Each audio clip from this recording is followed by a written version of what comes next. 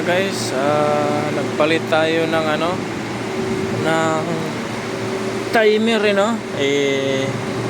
sila lang naman nag-check, kita mo naman yan hindi na to gumagana. Kabali to 1, 2, 3, 4, 5, 6 6 na wire. Okay, 6 na wire yung nilagay nila, yung dating timer. Tapos ang binili nila ngayon 3. Okay, siyempre hindi naman ako ang nagbaklas nito, sila lang naman yung mga ibang lahi.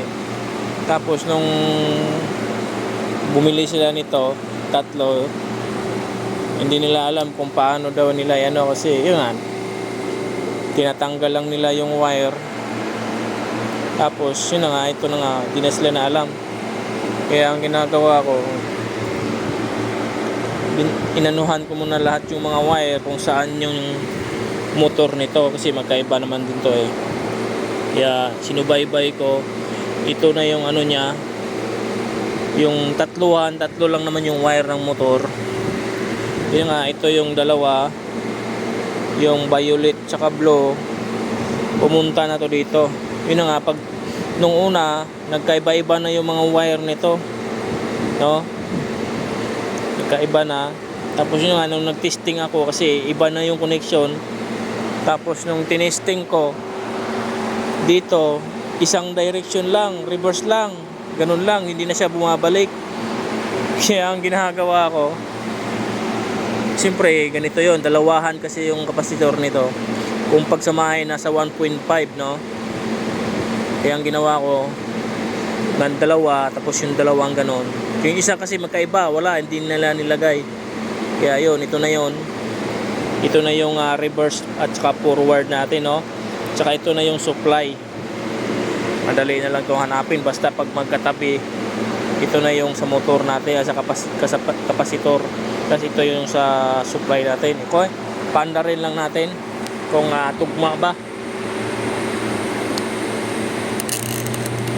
Yan. Kung hihinto sa kabilaan, yon. Tapos yung ito naman, hindi ko na kinabit to. Heavy and duty din yata to Gagana pa naman to, pero hindi ko na kinabit. Yan. Okay na. Natapos din natin, at least hindi na sila mahirapan maglinis ng mga damit nila. Maling-mali lang yung pagkaano nila. Siguro naguluhan sila, 3 na lang yung wire. Mas madali na lang yung ganito kasi 3 lang yung wire. Hanapin mo lang yung supply, tapos yung kapasitor dalawahan. Tapos connect mo na lang to dito sa magkabilaan.